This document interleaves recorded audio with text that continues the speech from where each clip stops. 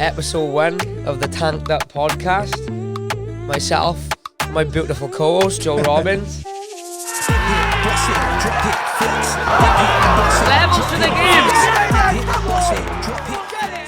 Yeah, episode 1, and we're basically just going to be breaking down some of the bigger fights happening this year. We're not going to do every card every fight, but we're going to look at the big cards, the numbered cards, maybe the British and European cards as well.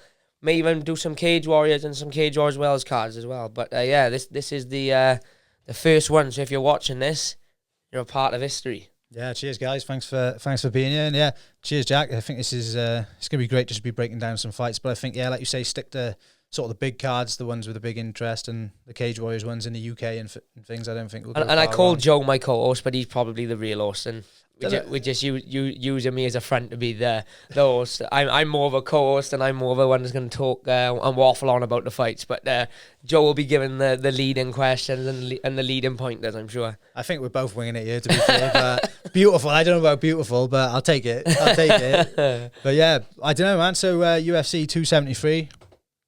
It's looking like a hell of a card, to be fair. I don't know how they haven't got Khamzat on that poster. Yeah, they've missed out there, haven't they? The biggest card of the year, I think, so far. I know the Kobe one was big, but yeah, I mean, 2 title fights. Khamzat is arguably one of, if not, top 3 biggest stars in the sport that hasn't got a title.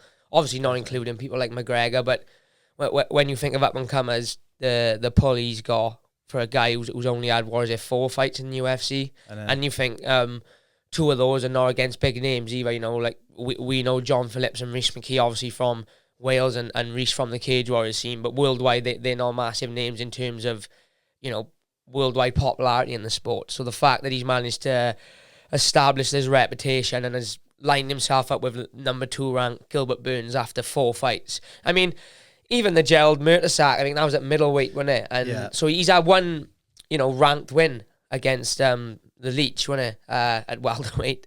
And now he's in a fight with Burns, which if he wins, he's likely going to fight the winner of Usman the winner of Usman and Leon Edwards, or maybe line himself up for a big fight with someone like Kobe. But yeah, madness. And to not have him on the poster is definitely a missed trick from the UFC, in my opinion. I think so as well. I think as well, for someone literally with that 4 fights, it shows how much popularity really comes into things, doesn't it? With pushing yourself for them big fights. And also people already got his name in line for title shot already. And you haven't really seen him face any major opponents yet. That's it. This one's going to be the true test. He's obviously, the Fight Island thing started all off, didn't it? The 2 fights in 10 days or whatever it was. That was what really blew him up. And I think just his style, he probably reminds people, to start, he reminded everyone of Khabib, but I think his skill set is probably a little bit different than Khabib's in terms of he can obviously strike. He's got that one-punch knockout power, and he's just so confident. I watch a lot of his YouTube stuff with Darren Till and his own channel, and you can tell he reminds you of McGregor a little bit in terms of he genuinely believes there's no one in the division that can get, no one in the world, not even just his division. He's talking about middleweights, light heavyweights, and I'm all aboard. I'm all aboard the hype train. I think he's a savage. You can see he's in shape year round. I know he had a little battle with COVID, didn't he? That he almost retired from, but obviously thankfully he didn't. And I remember when he fought John in Fight Island. My old man and Parker was in bed, as you can well imagine. It's because we fought in the middle of the night. So they went to bed, I stayed up and watched the card, and it was about 6 a.m. And I was flying home. They was obviously staying out because Brett was fighting, and I remember going up to the pool on my own before I flew home. Just to mingle, really. I was bored, and he was up there, Khamzat. I'm not sure if he was with... I can't remember who he was with, but the size of him for a guy that fights at... I know he fought John at middle, but the size of him for a guy that fights at 170 is ridiculous. He's fucking massive, and he looks really tall as well. He's tall, I don't know how tall he is. 6'2". Yeah, that's massive. But he's huge. He's how he makes 170 is baffling, because when he fought am I saying his name right? Gerald Mertesack or something like that. Yeah, he looked bigger than him, and I've seen that guy in person. He's big for middleweight, so he's just a scary guy, to be honest. An all-round scary guy. Not someone you'd want to meet in a back alley or in the cage. Yeah, you see, I don't know how humans can do it. So say, for instance, Khamzat, how could he train that much more than someone else? Do you know what I mean? Is it the want for it, do you think? Or? I think it's Yeah, I think it's his mindset. I know he's talked about growing up in he grew up in Chechnya, I think, didn't he? And they sort of him and his family sort of escaped. It was a bit of a war zone, and I think they kind of got away to Sweden. And you'll have to like double check this, but I'm sure there's a story where he said like they sort of when they were moving to Sweden, they go through Afghanistan, which was obviously also a war zone. And I think when you grow up somewhere like that, when all that's going on around you, and I think number one, you're not going to be scared to get in a cage to fight someone, and number two, how hungry is that going to make you to sort of want to live a better life? I don't know if he's got kids or whatever. I seen an interview on ESPN, and he's talking about how everything he does is for his mother. He wants to make sure his mother is financially better off, and if she's happy, he's happy. So what more motivation could you need? Like the life he's living now, probably compared to what he's seen growing up, he probably could never have imagined it. And just the mindset again. I keep going back to that interview I watched yesterday with him, and he's talking about how he was watching Conor McGregor make all this money, and he was thinking, I'm bigger than this guy. My mindset is stronger than his. If he can do it, then I'm definitely going to do it. And to look at someone like McGregor and think that when you hadn't even had a pro fight, because I think he didn't even start. I don't even think he had his first pro fight till like 2018 or 2019, something like that. So, and obviously McGregor was top of the tree.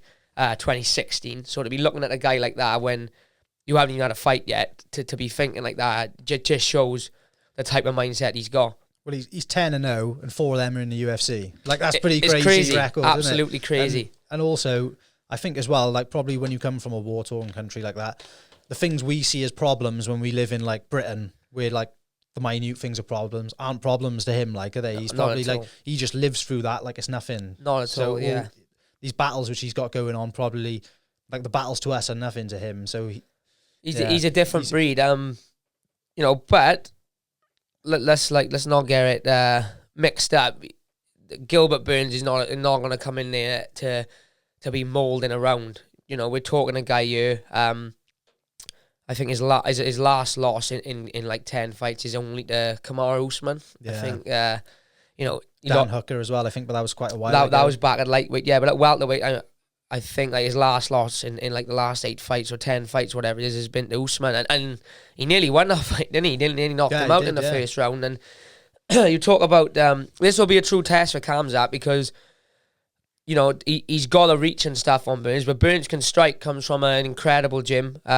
Trains of Henry Hoof out in Sanford in Florida, and his striking over the years, he's another one. He's got that one punch knockout power, and he's so like short and compact that can sometimes it can either be a really big advantage to taller guy, or it can also be a problem as well if he can get inside and let them big bombs go over the top. And do you really want to be trying to take down a guy who's like 3-time ADCC or World Jiu-Jitsu champion?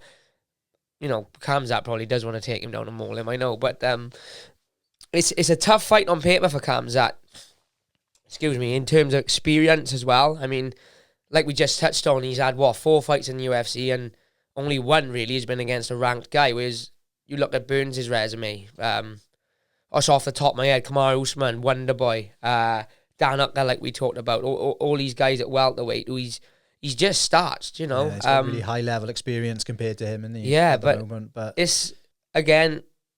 It's not, you can't call it a gatekeeping fight because Burns is ranked number 2 or ranked number 1. But if Khamzat can sort of do to Burns what he's done to the other guys, it starts to make you think. And I'm sure if he does, the welterweight and the middleweight champions are going to start thinking, wow, like we might have a bit of an issue on our hands here with this kid. But yeah, I don't expect it to sort of be over as fast as the last fight or some of his other fights. I think Burns is going to make it a tough night for him. But it's just whether he can stop the onslaught. Like we've seen that mauling style, and with Khabib over the years and Islam. And I know they don't train together or nothing, but you watch Khamzat fight, and his wrestling is very similar in that extent.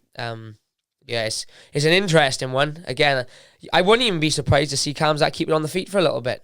Just to keep him at range, or watch him prove me wrong and come out and do what he did last time and just take him down and try to maul him from the off. But if he throws him across the cage and is shouting at Dana White, there's something different in the water over there, isn't there? Then they got to start to worry. But like I said, in terms of predictions, I'm all aboard the Khamzat train. I think I've been all aboard the train since since he beat John the way he did, you know, and then to see him get a 19-second knockout, then to see him do what he did, and I know that the Leech isn't, you know, not really like close to a title yet, but to just go out there and this, because people were talking before that fight when they, look, this is the test, we'll see how good he is against the rank guys, and he just, like you said, picked him up, walked him over to Dana, he's talking to Dana as he's doing it, and then chokes him unconscious in what, less than a round. When he threw him on the floor, he wasn't even looking at him. He wasn't looking at Dana. He's like, how can you do that? It was like a spar. It was as if he was sparring with a kid. You know, like when you're sparring with one of the youngsters in the gym and you're taking the piss a little bit and winding him up. That's what it reminded me of. So, yeah, I think Khamzat gets it done. I don't think it'll be as quick. But I think you get, you know, because Burns is tough.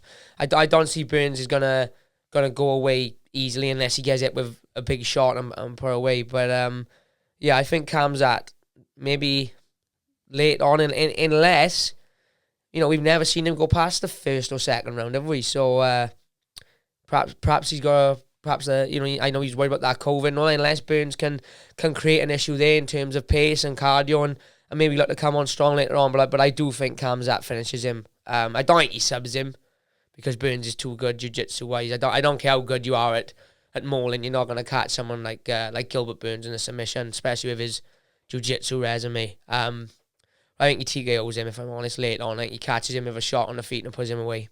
Yeah, I think this is definitely the people's fight as well. And if I was to give a prediction, I can't help, you could just something about that mentality and the way he's like so positive and he's manifesting his future. I just think Khamzat, I just don't see how he's gonna.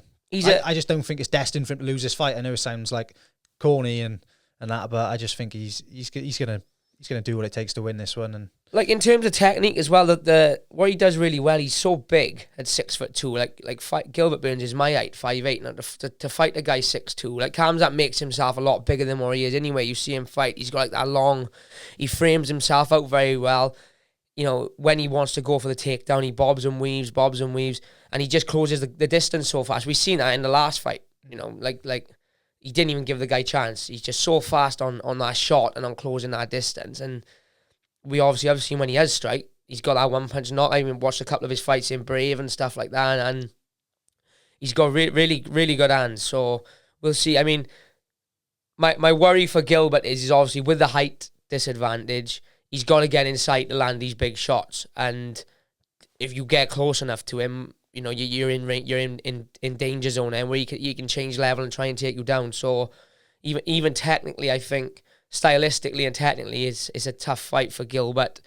But then we are sort of just disposing the fact that Gilbert have been fighting these top 5 guys. Like, look what Gilbert did to Wonderboy Thompson.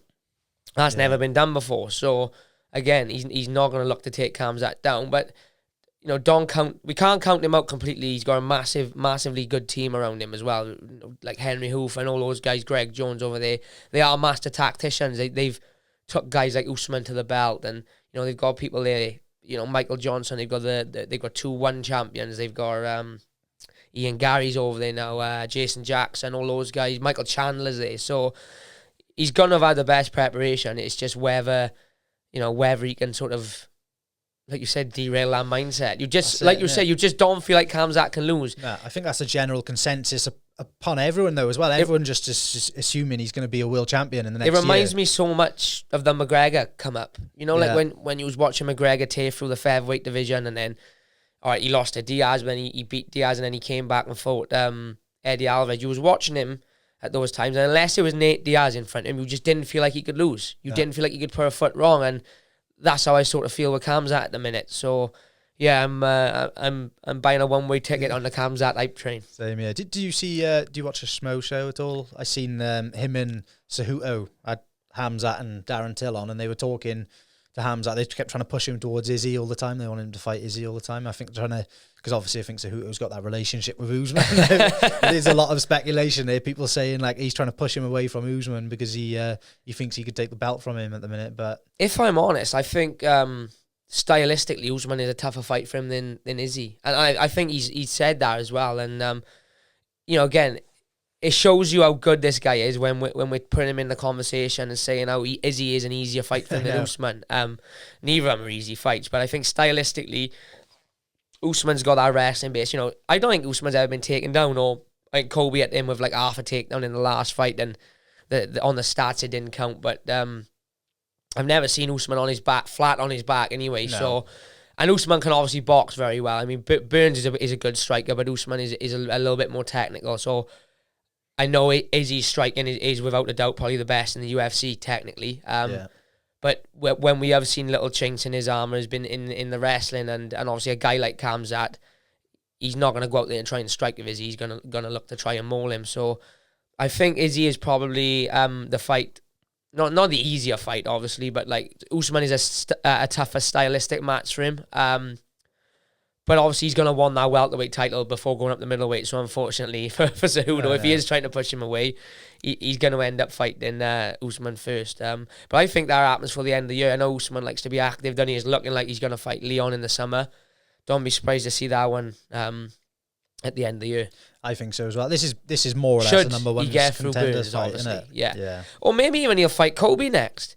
Yeah. I mean, it'll like he likes to be active, doesn't he, Khamzat? I can't see him win. What are we in now? April. I don't see him winning a fight in April. I want it to hang about till December. When did he fight Lila? That's got to be. I think that was the end of the year. 6 months, is it? We'll have to check it, but I know what you mean. He's gonna want. He's gonna want to. And obviously, like you can't.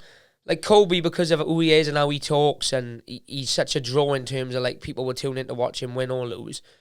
That's a big fight as well you can make, wouldn't it? And Kobe is obviously, take Khamzat out of the equation. You've got the welterweight division, and then in my opinion, you've got Kobe, Leon, and Kamaru who are sort of less that just that one sort of level above the rest of them. This will prove if Khamzat is in that level with those four guys, and if he is, then that's what you could almost do a mini tournament if Leon and Kamaru are going to fight, which I think Dana has confirmed. Then you could do a number one contender fight between Khamzat and Kobe. That would be a real interesting one. Yeah. I think as well that would catapult him. Like having Colby's trash talk. Yeah. Because he hasn't really had anyone come back at him with any sort of talk. They've all been respect. Whereas I think that would put his star even further up if he had that kind let's of say beef it with is. Colby. I don't mind. I think Colby's good for the sport. I think he's a good character. But a lot of people hate him. So imagine Khamzat gets to fight him and he's the guy to shut him up or starch him out cold. And then all of a sudden then he's a national hero as well as being this big scary monster. He's just took out the bad guy as well. So again, like you said, that would be a massive fight to cut him. But again, how do we know Burns don't chuck the spanner in the works? We're even talking as if this is all going to happen. We're talking as if it's done. Yeah. But Burns could well come out on a weekend and chuck the spanner in the works and say, hang on, I'm you. And I'm because he's talking like, I hear Burns on the countdown and the embedded and stuff, and it doesn't sound like he wants to go anywhere anytime soon. Even at 35, he's not looking to retire. He's talking about another title run and how he gets back to the title. So let's wait and see. But yeah, I'm team. I'm not team. I don't want to say team Khamzat because it sounds like I don't like Burns, but I'm picking Khamzat in this one for sure. Yeah, same here. Let's have a look. This next one's in your division, Jack, in the bantamweight division. These are the boys Ryan up. That's it, innit? These are the ones you're looking towards. But you had a bit of beef with Peter, did you, on Twitter a while ago? Yeah, it wasn't so much. I don't. I think it may have been his manager more than him. So we was in Fight Island and. They obviously got their wires crossed because they must have felt... Because basically it was... Me and Nathaniel Wood were fighting a few days apart. His guy pulled and my guy pulled. I think Nathaniel was fighting Umar. So both our opponents pulled. And anyway, cut a long story short, within like 6 hours of my guy pulling, I had a message off the UFC to say, we've matched you with Aaron Phillips. Now, I know Jan was fighting a few days before me against Aldo for the belt, and I'm sure he's got a teammate who's a bantamweight, and I'm assuming they must have thrown his name into the hat for me or Wood to fight, and I'd already been matched. I don't know what the crack was with Wood, and then there was a tweet then calling us both cowards, and we, in the UFC you got to fight whoever they offer you, blah blah blah, and to be fair, my manager Graham come out and shut that shit down pretty fast. He was like, Jack Shaw's never turned down a fight in his life. Every fight we've ever been offered, we've taken. And the UFC validated his statement as well. So that's the only beef, so to speak, we got. But look, what a fight. It's the fight we've all been waiting for, isn't it, for a long time. I mean, there was a lot of controversy surrounding the last one. Aljamain started strong, seemed like he gassed out from too much pressure, applying too much pressure, and it looked like it was one-way traffic. And then Jan forgot the rules and planted him with a knee on the deck, and Aljo ended up becoming the champ. And then, how long ago was that fight? It could be a year ago. It's got to be coming up a year now, isn't it? Because Peter's interim. Yeah. Now, is he? It's got to be a year ago, and yeah, they were going to fight one day, and Sterling had neck surgery. I think they got a rematch for the summer, but then the doctors didn't clear him, I don't think, and he said that he's obviously he needed longer to recover. I seen something on Instagram where he was saying he couldn't do no more than 2 rounds without being in pain. And I do feel a little bit bad for Aljo in the sense because it does look to the outside, it does look like he's trying to delay the fight and hold onto the belt for a little bit longer. But if he's had neck surgery and he's in as much pain as he's saying, it's hard to sort of call him like I gotta use the right word here because we're being filmed. But it's hard to say that he's sort of shamming with a neck injury. If it was like a rib injury or a broken hand or something maybe. But but it hasn't worked out great for him, has it? I mean, no.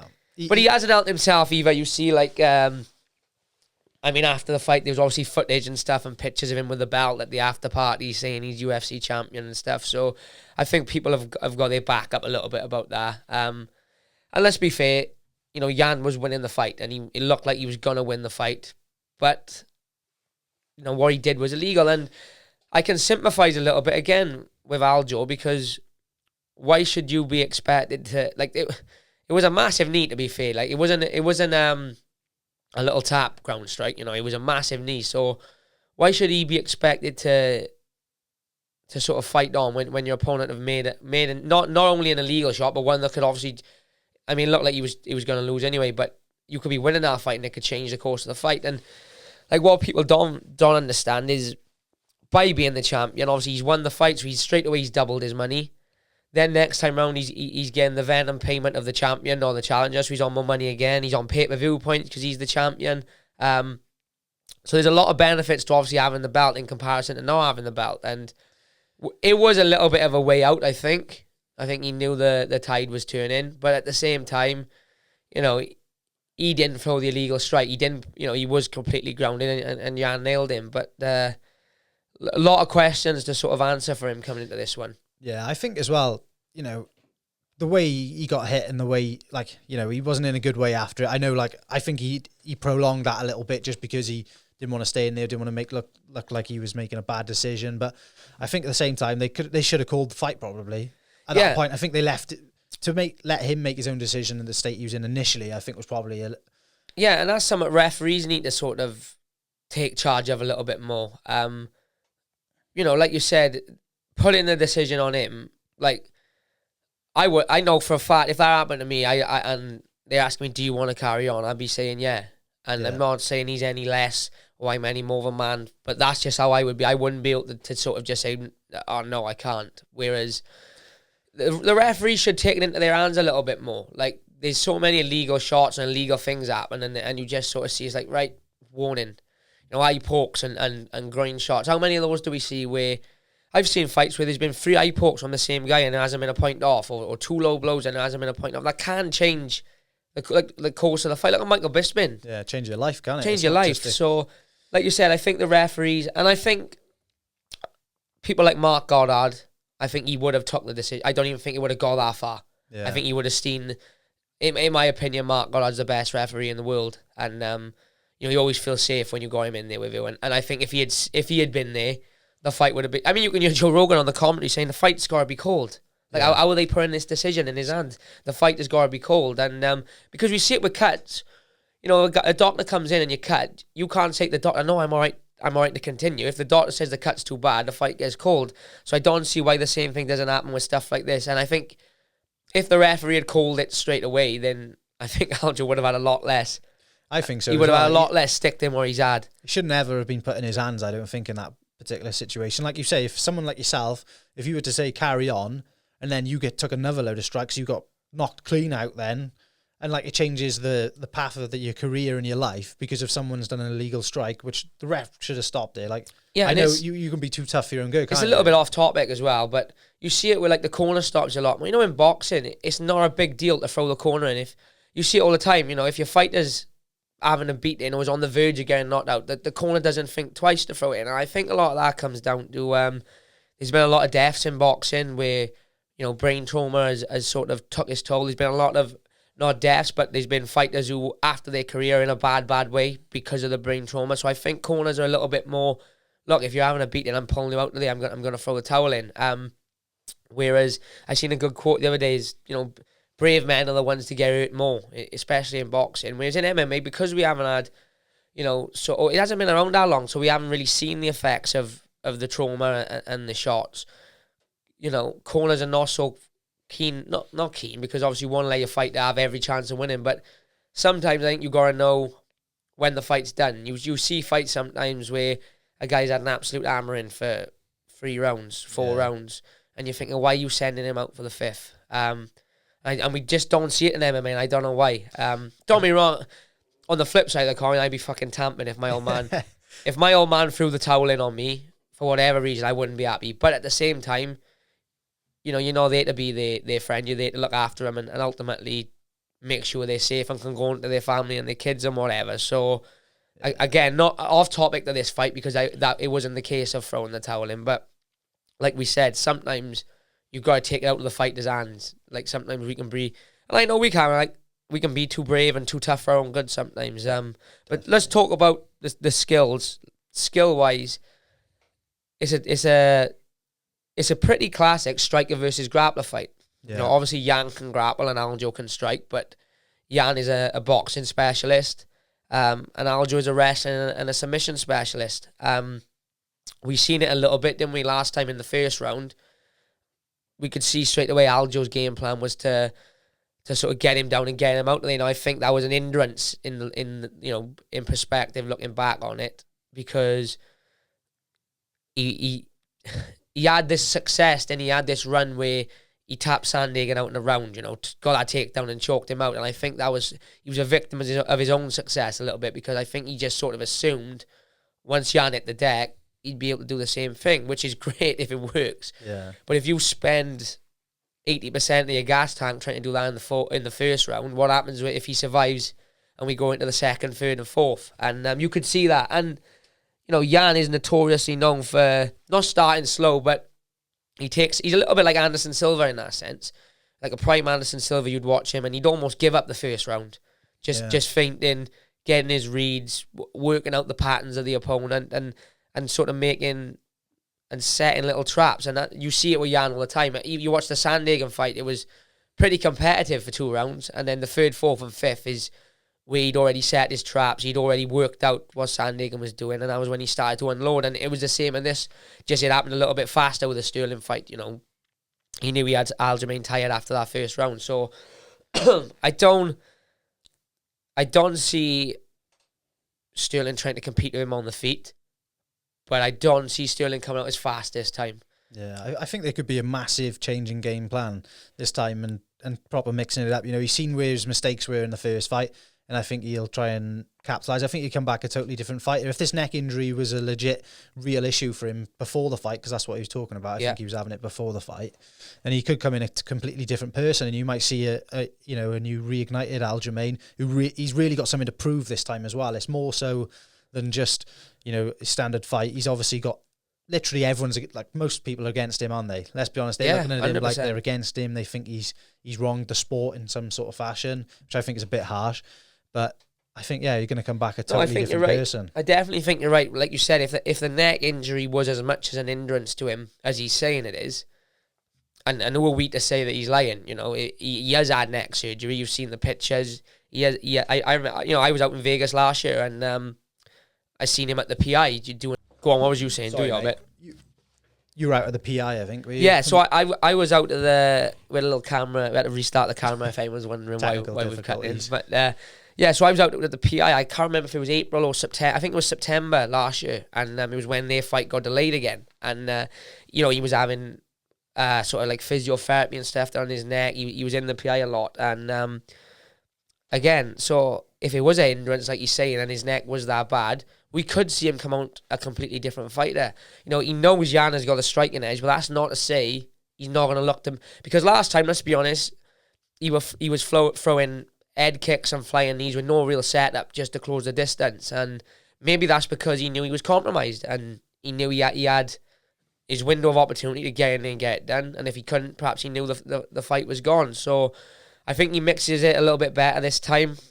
I don't think he will rush as much. And I think if he does get a takedown, he won't be in such a rush to finish the fight. I think we'll see. Like remember his fight with Stanman? Yeah. He got a takedown and he just controlled and sort of just held position. And see him do it even to Brett a little bit. When him and Brett fought, he would get a good position and just ride the position like an old school American wrestler. So I expect to see him do that a little bit more. It's an interesting one. I do see though, like if you watched the first round last time, Jan was very, like usually is, reserved a little bit, shelled up in that boxing stance. But I think Jan puts the pressure on a little bit earlier this time. Because I think he knows that Aljo is going to come out a little bit more patient. He's not going to rush. So I would expect Jan to put it, because when you're fighting a good wrestler, the best way to force them to initiate their wrestling and panic and shoot is to put the pressure on. If you watch McGregor and Khabib, what did McGregor do straight away? He came out and forward pressured, and he forced Khabib to shoot on his terms rather than on Khabib's terms. Obviously, they didn't work out well because Khabib's one of those guys, once he gets hold of you, if he can get a good position, it's game over. So I expect Jan to come out and force Aljo back a little bit and force him to shoot on his terms rather than on his own terms. So it's going to be a battle for me of, especially the first two rounds, of who can hold the centre of the cage and who can dictate the most. Because if Jan dictates, then it could be a long night for Sterling. If Sterling dictates, he could well pinch the first couple of rounds. But again, it all comes back to, Jan is an elite level boxer and just an elite level fighter overall. So he doesn't waste no movement, especially on the feet. Everything's set up. Nothing is thrown with no intent. Nothing was thrown just with pot luck. He's throwing stuff to land. He's setting it up. And Jan can wrestle. He's this great level striker, but he can wrestle. We've seen that in the last fight. He defended very, very well. So for me, I don't know. I think Jan takes it, but I think it's going to be a lot closer than what people think. I don't think it's going to be a whitewash. I don't think Jan's going to come out and just, thrash him from the start and put him away. I think Aljo is going to, especially the first 3 rounds. I think if it was a 3-round fight, I think I may sway a little bit more to Aljo, because I think he's going to get that wrestling going. He's going to slow it down a little bit, and he's going to look to control position. But over 5 rounds, I think stylistically, I don't know. I'm sort of leaning towards Jan because of the gas tank as well. Yeah, I think Sterling's going to come out a different fighter this one. So I go and oppose your pick on this one and go Sterling, I think. But like you say, Jan, in the last fight, he did show he took him down. He was doing the throws. He did put on a hell of a performance. And I think a lot of people are looking at it like it's just going to be a follow-up from that last round. Whereas I think it is interesting because, like we said, you say like Jan looked good in with his trips. He had a couple of takedowns, but again, if we're looking at it like as if Aljamain was legitimately injured, which I think he was. What other people think, I don't know. How much of those takedowns was because he was compromised, or when he was hitting takedowns and he couldn't hold him down? How much of that was because of the neck injury? We don't know at the minute. This weekend will tell a lot. We'll I guess in this weekend we'll see how injured he was. But a big tell for me for Jan was our last fight with Sandhagen, and how he just found a way to win. And he is that type of character. He's that guy, yeah. But again, Aljamain is very dangerous early on. So it only, as good as Jan is, he's only got a zig when he should have zagged, and he could end up in a bad spot on the ground. And if Aljo gets the back, then it could be real danger. I think you should take my pick though, Jack, because I think you can make some good money on Aljamain this weekend. You reckon, do you? Because I think he's a proper underdog on the betting odds. Is he? He's a big underdog. Yeah, because I just think it's going to be a walkover. But do we have a little outside? We might chuck a little outsider then on Sterling. Even if it's a tenner, do you know what I mean? I think you'd make good money on Sterling. So Joe's going Sterling, but I am going to go Jan. How do you think he wins though? Finish or? Yeah, I think he's going to finish him in like the 3rd round. I think if it goes past that, like you say, Jan always takes over. Yeah. I think if it goes past the 3rd, I think Jan probably take it. Right. Joe's going 3rd. What, submission? Yeah, I think submission. Right, well, I'm going 5th round fourth round TKO, Petr Yeah. Yan. You'll have to call us out on this one. Yeah, it's on. When the results there, it's you on have to get in the camera now, comments so one of us is going to look a dick, isn't he? Right, so this is the main event. Volkanovski, Korean Zombie. What do you say about this? I think this is going to be a hell of a fight to watch. I think Volkanovski, his last performance against Ortega was just like outstanding. I think he really showed his grit in that fight and really showed that he can get through like all adversity thrown at him. Like he was almost out in that fight, wasn't he? He was so close. He was. I'm very high on Volkanovski. Especially that. Well, even like the Holloway fights. All right, you could argue he lost the second one, and a lot of people feel like he did. I felt like he won the first match. But to even like match Holloway for pace, he didn't tire. He matched Holloway's output, and to even win rounds against Holloway these days is a big deal. Yeah. You don't see many people sort of making Holloway look like a 50-50 fighter. He was the best for so long in that division, and no one really gave Volkanovski a chance. And then you watch him against Ortega, and that was like his coming out party. It was one hell of a fight, but it was a lot of one-way traffic. Those submission attempts couldn't have been any closer. If he can escape that guillotine and that triangle from a guy who's as good on the deck as Brian Ortega, it sort of makes you wonder what have you got to do to put this guy away. He doesn't look like he can be knocked out on the feet.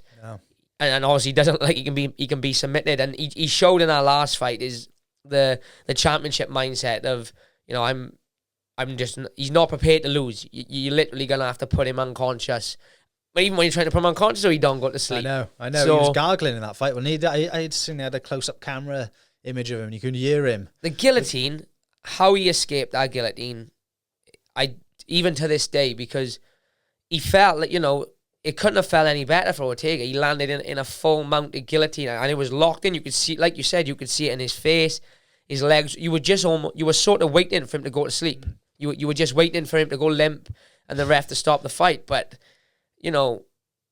just showed that he's a beast. And then he came back and won the round, which is even more frightening. He got out of the guillotine and pretty much pounded Ortega, and the triangle was in the same round as well, and then just pounded Ortega into the mat then for the next sort of 2 minutes and almost finished the fight. Ortega nearly almost didn't get up off the stool. So cardio is insane. His output is insane. His wrestling is incredible, and he's got very underrated striking as well. His leg kicks are a nightmare. I think that's what won him the first Holloway fight is how much he went to the well with the leg kicks, and just prepare. Like you can just see it in him, can't you? He's one of those guys who loves a fight. He's not afraid to stand in the pocket and bang. And when he does get on top, he's not a guy who's going to look to submit you. He's a guy who's going to try and pound your face in. So. For me, Volkanovski, not he doesn't get credit because obviously a lot of people are very high on him, but he's, in my opinion, he's a lot further up the pound for pound ladder than people give him credit for. Definitely. He's almost, because me and Volkanovski got the same nutritionist, and before I started working with Jordan, I used to watch a lot of his stuff on YouTube and a lot of interviews he'd done, and he made a really good point about Volk, and he said that a lot of fighters come into the sport as fighters or martial artists, and then obviously as they get to the top level, they try and become athletes. He said Volkanovski was an athlete that got into fighting. He was a very high-level rugby player. You think he was 210 pounds, built like a little tank. It's crazy when you look at him now, isn't it? Because he's only 5'5". Yeah, so imagine him at 210, So yeah, he was already this athlete. He was probably already fast, explosive, fit, and then he's become a fighter. Like I see some of his workouts on YouTube and stuff, and you think there's no wonder the guy doesn't get tired. But again, the Korean Zombie's it's a bit of a mad fight, really, because you wouldn't have picked the Korean Zombie to have a title fight if it hadn't been for the circumstances. No. I think he lost to Ortega, didn't he, Zombie? And then he's beat Danny Ige since. So to go on a title fight off a win against, like Danny Ige's legit, obviously, but he's not a top 5 guy who you think, right, if you beat this guy, you deserve a title fight. But I think it was originally meant to be Max Holloway, and he was injured or something like that. So he's standing in for this fight, isn't he? Which is a crazy situation, because he was going to get this fight anyway. Well, it was his fight, like you said. It was his fight, and I think he was injured, and then Zombie have stepped in, and then I think Holloway must have recovered quicker from the injury than he initially thought, and was like, oh, I can be the stand-in. Yeah. So it's a bit of a crazy one. But Zombie, stylistically, is a tough fight for Volkanovski as well. Very good counter-puncher, Zombie, you know, and Volkanovski does like to sort of lead the dance. He likes to take the center and force the action. So and Zombie also got that one-punch knockout power as well. So if he can, you know, if he can time him coming in, there's that chance he can land that big shot. But I do expect Volkanovski to rely on his wrestling early to hit some big takedowns, some big ground and pound, and then maybe look to strike a little bit later on when he's took the sting. The only thing that doesn't sort of fill me with confidence for the Korean Zombie is how he looked against Ortega. You know, Ortega, and I know Volkanovski and Ortega are very different styles, striking-wise, and styles does make fights, but he just looked like he couldn't get going on the feet against Ortega. So what happens if he can't get going on the feet against Volkanovski? He's not going to be able to take him down, I don't think. But he has got that one-punch power, and he is a fan favourite, isn't he, Zombie? Everyone loves him, and I know there's a lot of people online that would love to see him get a belt this week, but I don't know. I just don't see unless he can land like a one big counter-punch is going to put him away, I don't really see a clear path to victory. But I don't see a clear path to victory for fucking anyone against Volkanovski, to be honest. I'm the same as well. I think, like you say, the only kind of fight that's really shown him problems is that Max 2 fight, and I think, God, that could have gone either way anyway. I think Max probably took that one, but I think going into their next fight, I don't think Max is ever going to finish him. No. So I don't think there's many people in that division who are really going to throw him up a big problem. Yeah, I think him and Max could fight 100 times and it could be 50-50. Do you know what I mean? I don't think there will ever be a clear-cut winner, and they probably both know that. They both appreciate that, you know, they are probably the best two in the division by far, and excuse me, whoever, as the water that is going down, and whoever's the better man or the sharper man on the night wins. I wouldn't be surprised to see Volkanovski win here, fight all the way again. If he wins, I wouldn't be surprised to see him go up to lightweight and have a crack up there either. I think if he wins here and beats Holloway, then you've got to start. You know, Usman is the clear-cut pound for pound one at the minute, but if he wins the next two, you got to start putting him in the conversation. Then I think. Yeah, I think as well, like you say, if he does this fight, then the Max fight, what else is he going to be looking to do? I'd have thought he'd be looking to move up. Yeah, well, he'd have a good fight against Oliveira. I think that would be a really good fight to watch, and I think he'd have a good shot in that as well, to be fair. I think he's got a great shot. He's got a great shot against any lightweight because of how fit he is and how strong he is. I think he's like a little wrecking ball. You know, he doesn't take you watch him fight, he doesn't take a backward step. He's tough as nails, and you know, look how good Ortega's striking looked against the Zombie, and then look how, not bad, but Volkanovski didn't look in any trouble on the feet against him, and then, you know, he could well end up being a double champ. Yeah, I like as well his personality shining through as well. Now I've noticed, you know, like when he first came in, you didn't really hear a lot about him, but now, and when his interviews were kind of tame and things, but now, like at the last press conference, I don't know if he's drinking, he was having a laugh, like it was a good crack, wasn't it? So I think that's shining through as well as being the champ. And possibly, you know, he's reaping the rewards, like you said. He's got a lot more eyes on him now, and we're starting to see more of his character. Which, you know, he reminds me of a typical rugby lad. Do you know what I mean? He's he likes the banter and he likes the crack. You watch him on the Ultimate Fighter, him and Ortega were going back and forth for the entire show. But yeah, he's, in my opinion, he's top 3 in the world. I would probably, you know, Usman is number 1, but he should be in the mix for 2 and 3. But again, we can't write the Zombie off, but if I had to bet, I'd bet Volkanovski decision. Yeah, I'm going to go Volkanovski on this one as well. So there's only the one fight which is going to divide us on this one. So that'll be interesting. But yeah, I think so. You're going to go Chimaev on that one, same as me. You're going to go Jan. I'm going to go Sterling, and both Volkanovski. So yeah, I think it's a good card, isn't it? UFC 273. It's a great card, top to bottom. The prelims are started. There's a good fight. There's Tisha Torres and Mackenzie Dern, which is a potential not a number 1 contender fight, but the winner of that is going to move a little bit closer to the title. Yeah, great. Olenek's fight the guy who's fighting I never heard of. I can't remember who he was meant to fight, but he had a decent fight. Olenek, he was against another good heavyweight. But yeah, it's a great card. They've stacked this one out, and yeah, can't wait to sit back and enjoy it. Especially them main 3 fights. Definitely. You know, skill wise, you're talking some like I think in any other era, Burns and Chimaev could have been a title fight. It's just the fact that the stars haven't aligned for it just yet. But yeah, what a card! Can't wait to watch it. Definitely, and Ian Gary's fighting as well, so I think that'll be a good one to watch. Ian Gary's on the Who else is on the prelims? I think he's. I'm not sure. I think he's the main. The main event of the prelims. Like, yeah, Rosenstrike as well. Yeah, Rosenstrike's on the prelims, so he's never in a.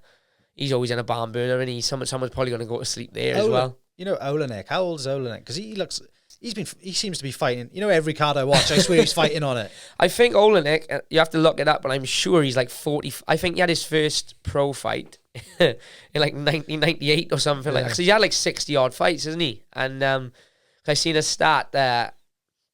I can't remember where it was. It was someone fighting on the same card as him, and they must have been born in like 99 or something, and they were like, Olenek had his first pro fight before this kid was even born, and now they're fighting on the same card together. So, but yeah, awesome card. Can't wait to watch. Yeah, same here, mate. Anyway, well, wrap it up. Yeah, I think we will be putting some bets on. So, no real conflict of interest in this one, apart from the Yan and Sterling fight. So we'll have to do a little follow up and see who can rub who's face in it after the fight. And I think anyone who's watching, if you've got a pick or if you're different to us, drop it in the comments. Yeah, of course. Obviously, we're going to get this up now before the fight, didn't we? So drop your comments, drop your picks, any bets, any big money bets we can make a bit of cash off, me and Joe. That's right. Let us know in the comments, and we'll get looking at the schedule, and we'll see what card we can break down next. But we're going to do multiple episodes of this. So this is episode 1. So many more to come. There's plenty of big fights coming up in this. So, hope you enjoyed. First of many, hopefully. And we should catch you all soon. Yeah, cheers, guys. And also, I don't know if you wanted to mention if there is any sponsors. Oh, yeah, of course. So, obviously, this is going to be a little bit different to the other stuff on the page. It's all going to go for my page, but this is going to be like a solo thing on its own. So, if there's anyone out there who would like to sponsor the podcast, drop us a little message on YouTube, or message me on Instagram, Twitter, anything like that, and we'll see what we can sort out.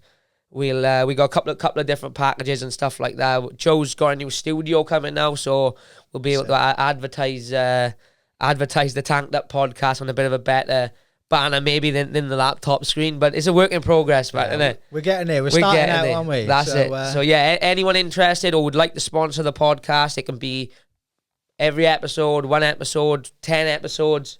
Just let us know, and we'll be sure to get back to you. Yeah. Have a good fight. Have a good weekend. Enjoy the fights. Don't get too tanked up. Levels to the game.